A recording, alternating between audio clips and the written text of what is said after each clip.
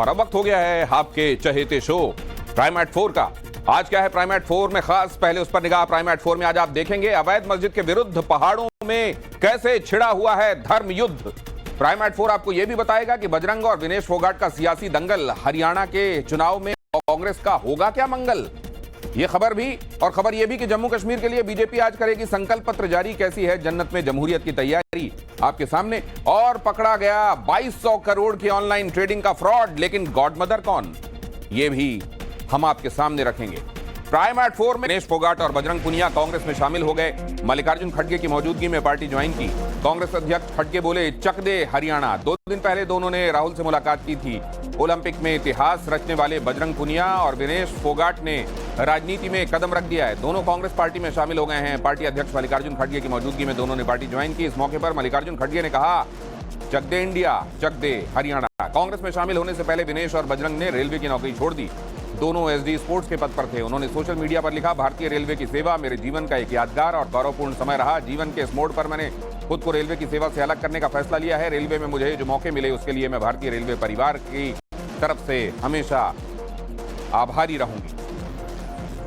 Congress party का मैं बहुत बहुत धन्यवाद करती हूं, क्योंकि जब बोलते हैं ना कि बुरे टाइम में पता लगता है कि अपना कौन है। जब हम रोड पे घसीटे जा रहे थे तो छोड़ के बीजेपी को देश में जितनी भी पार्टियां हैं वो हमारे साथ में थी, हमारे दर्द को समझ पा रही थी, हमारे आंसुओं को समझ पा रही थी। मैं बहुत प्राउड फील कर रही हूं। हमें विनेश ने बताया कि बुरे समय में हमारे साथ खड़े हुए, जो आज बीजेपी की आईटी सेल बोल रही है कि इनका मकसद तो सिर्फ राजनीति करना था। हमने तो उनको लेटर भेजा था, वो जब भी नहीं आए। विनेश और बजरंग के कांग्रेस में शामिल होने पर साक्षी मलिक ने क्या कहा, यह उनका निजी फैसला है। हमारे आंदोलन को गलत रूप न दिया जाए। साक्षी मलिक ने कहा, महिलाओं के लिए मेरा आंदोलन आज भी जारी है। मैंने हमेशा कुश्ती के बारे में सोचा है। मैं कुश्ती के हित में आगे भी काम करती रहूंगी, कहना है साक्षी मलिक का। साक्षी मलिक, विनेश फोगाट, बजरंग पुनिया, ये सब ब्रजभूषण शरण सिंह के खिलाफ आंदोलन में साथ में थे। और आज जबकि इनके 2 साथियों ने कांग्रेस ज्वाइन कर ली है तो साक्षी मलिक से भी रिएक्शन लिया गया। उन्होंने कहा कि हमारे आंदोलन को कोई और रंग देने की कोशिश न की जाए। मैंने कुश्ती की भलाई के लिए काम किया, आगे भी करती रहूंगी। हमारा जो आंदोलन था, जो बहन बेटियों की लड़ाई थी, वो उसको गलत रूप ना दिया जाए। मैं अभी भी उस पर डट के खड़ी हूँ। महिलाओं के लिए जो रेसलिंग में जो शोषण होता था और जो हमारा आंदोलन है वो अभी भी मेरी तरफ से बिल्कुल जारी है। और बस मैं यही कहना चाहूँगी कि मैं हमेशा से रेसलिंग के लिए सोचती आई हूँ, रेसलिंग के हित में काम करती आई हूँ और हमेशा करती रहूंगी। और आप जानते हैं जम्मू कश्मीर चुनाव बहुत अहम है। इस मोड़ पर आइए देखें इस वक्त क्या कहा जा रहा है महत्वपूर्ण लीडर्स की तरफ से। अमित शाह इस वक्त क्या कह रहे हैं, जरा देखिए। भारतीय जनता पार्टी के संकल्प पत्र के विमोचन के समय उपस्थित सभी पत्रकार, छायाकार, बंधु भगिनीगण, आप सभी का भारतीय जनता पार्टी की इस प्रेस वार्ता में मैं स्वागत करता हूं। मित्रों, जैसा आप सभी जानते हैं, आजादी के समय से हमारी पार्टी के लिए जम्मू कश्मीर का ये भूभाग बहुत महत्वपूर्ण रहा है। और आजादी के समय से ही हमने इस भूभाग को हमेशा भारत के साथ जोड़े रखने के लिए बहुत प्रयास किए। पंडित प्रेमनाथ डोगरा के आंदोलन से लेकर श्यामा प्रसाद मुखर्जी की शहादत तक ये पूरा संघर्ष पहले भारतीय जनसंघ और फिर भारतीय जनता पार्टी ने आगे बढ़ाया, क्योंकि हमारी पार्टी मानती है कि जम्मू कश्मीर हमेशा से भारत का हिस्सा है और रहेगा, इसमें कभी कोई संशय नहीं रहा। मगर कई साल हो गए, 2014 तक जम्मू कश्मीर पर हमेशा अलगाववाद की परछाई रही, आतंकवाद की परछाई रही। अलग अलग स्टेट और non state actor Jammu Kashmir को अस्थिर करते रहे और सभी सरकारों ने एक प्रकार से अपीसमेंट की पॉलिसी से जम्मू कश्मीर को डील किया। 2014 से लेकर 2024 का ये कालखंड, जब भी जम्मू कश्मीर और भारत का इतिहास लिखा जाएगा, जम्मू कश्मीर के लिए स्वर्णिम अक्षरों से अंकित किया जाएगा, ऐसा मेरा बहुत स्पष्ट मानना है। ये 10 साल जम्मू कश्मीर के लिए शांति और विकास के 10 साल रहे हैं, सुशासन के 10 साल रहे हैं। ये 10 साल में मैक्सिमम टेररिज्म की जगह मैक्सिमम टूरिज्म पर शिफ्ट हुआ है। ये 10 साल सुख और समृद्धि का रास्ता प्रशस्त करने वाले रहे हैं और ये 10 साल जम्मू कश्मीर के मूल बासिंदों की संस्कृति को ताकत देने वाले ये 10 साल रहे हैं। एक जमाने में धारा 370 की परछाई में यहां पर अलगाववादियों की मांगे, हुर्रियत जैसे संगठन और हुर्रियत जैसे संगठनों के नतमस्तक होती हुई सरकारें हमने देखी थी।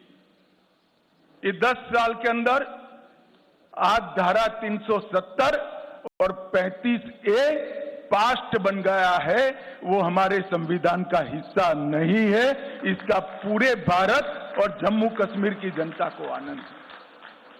यहां जो शांति, विकास और सामाजिक न्याय जमीन पर उतरने का काम हुआ है, इसका मूल कारण नरेंद्र मोदी जी का एक ऐतिहासिक फैसला 5 अगस्त 2019 को धारा 370 को समाप्त करने का। बड़ी दुख की बात है, विगत दिनों में एनसी का एजेंडा मैंने पढ़ा है और एनसी के एजेंडे को कांग्रेस का मौन समर्थन भी मैंने देखा है। प्राइम 4 में आगे बढ़ते हैं। छत्तीसगढ़ से यह खबर, कोंडा गांव में नक्सलियों की बड़ी साजिश नाकाम हुई है। मडगांव इलाके में 6 कुकर बम बरामद हुए हैं। जवानों को टारगेट करने के लिए लगाए गए थे बम। बीडीएस की टीम ने बम को किया डिफ्यूज। जवानों ने सर्चिंग के दौरान 6 प्रेशर कुकर बरामद किए। नक्सलियों ने जवानों और आम लोगों को टारगेट करने के लिए बम लगाए थे, लेकिन सुरक्षा बलों ने नक्सलियों की साजिश को नाकाम कर दिया और समय रहते सभी बम डिफ्यूज कर दिए गए।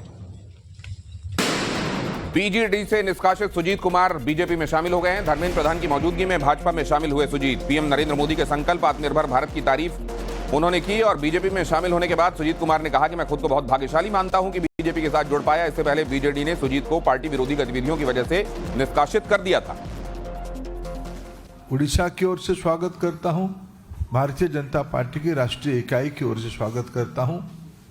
मेरा पूरा विश्वास है सुजीत कुमार जी की भारतीय जनता पार्टी में योगदान, हमारी प्रधानमंत्री की जो आह्वान है विकसित भारत, लक्ष्य विकसित भारत में उनकी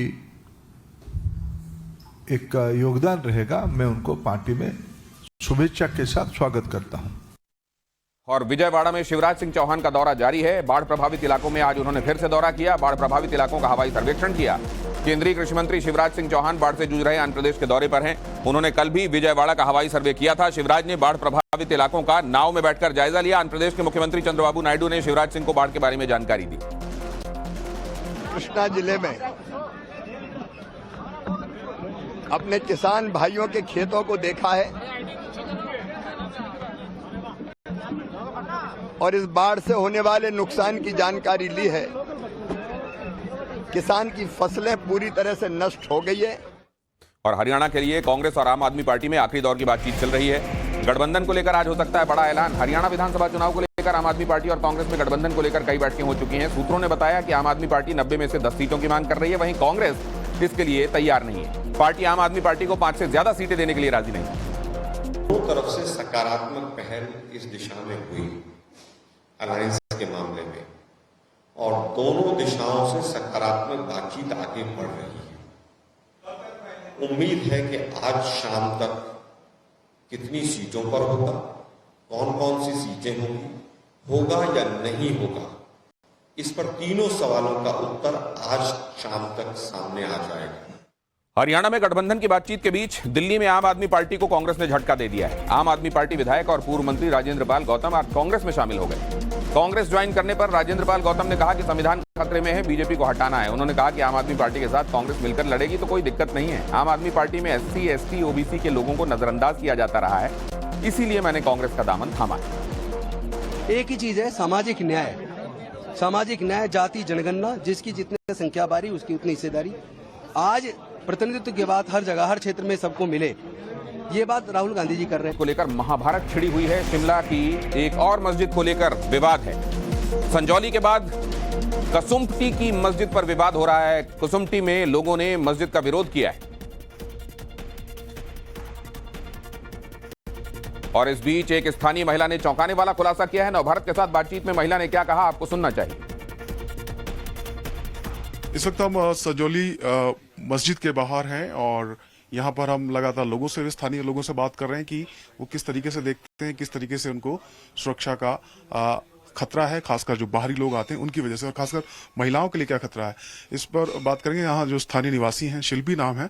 मैम, आप कैसे देखती हैं जो पूरी घटना को, और जो बाहरी लोग यहाँ पे आ रहे हैं उनके बारे में किस तरीके से महिलाएं सोचती हैं? सर, यहाँ पर बहुत तादाद में इकट्ठे होते हैं। फ्राइडे वाले दिन तो बहुत ज्यादा मुश्किल हो जाती है हमें, बाकी डेली का यहाँ पर 400-500 से ज्यादा ही लोग चलते हैं, दिन रात चलते हैं। इनकी 5 टाइम नमाज होती है, कब आ रहे हैं कब जा रहे हैं कुछ पता नहीं चलता।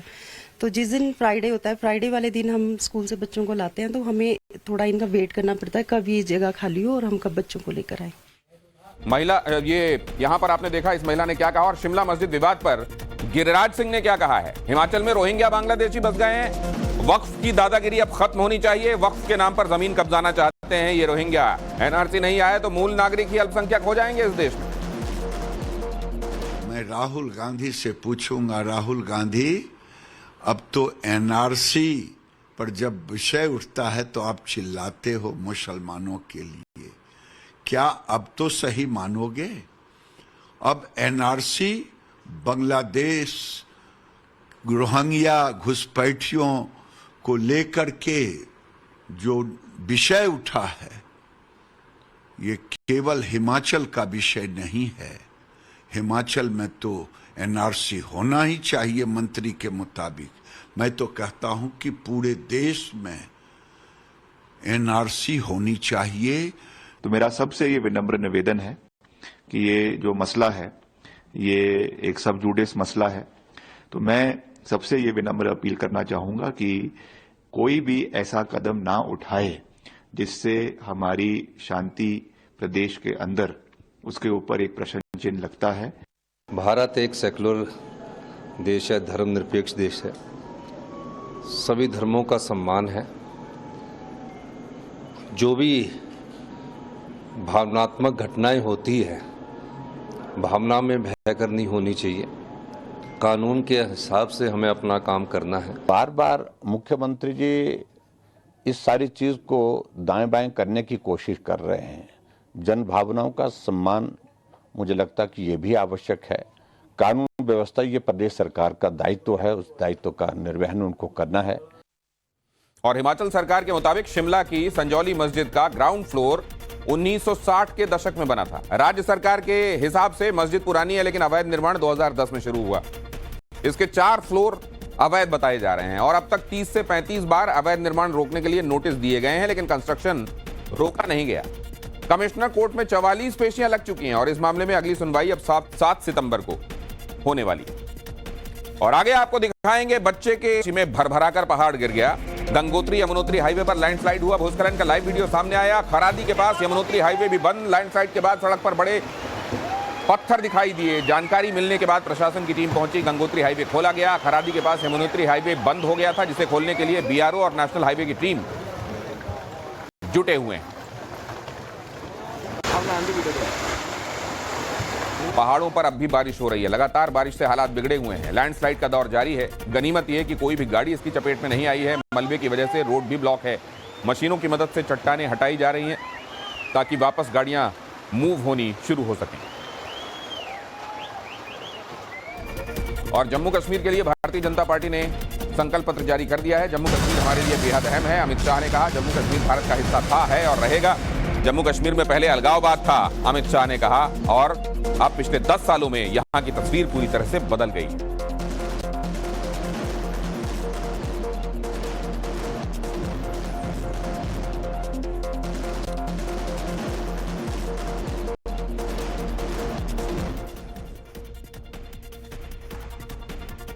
तो जो संकल्प पत्र में मुख्य बातें कही गई हैं इस समय आपकी स्क्रीन पर रिफ्लेक्ट हो रही हैं। किसानों को 10,000 रुपए, महिलाओं को 18,000 रुपए, आईटी हब बनाने की बातें। 2014 से 2024 तक जम्मू कश्मीर के लिए स्वर्णिम निकाल रहे हैं पिछले 10 साल, जैसा मैंने आपको बताया। उधमपुर में फार्मास्यूटिकल पार्क बनाए जाने की बात कही गई है। किश्तवाड़ में आयुष हर्बल पार्क बनाए जाने के लिए भी इस संकल्प पत्र में कहा गया है। जम्मू कश्मीर को आईटी का हब बनाए जाने के संदर्भ में वादा किया गया है।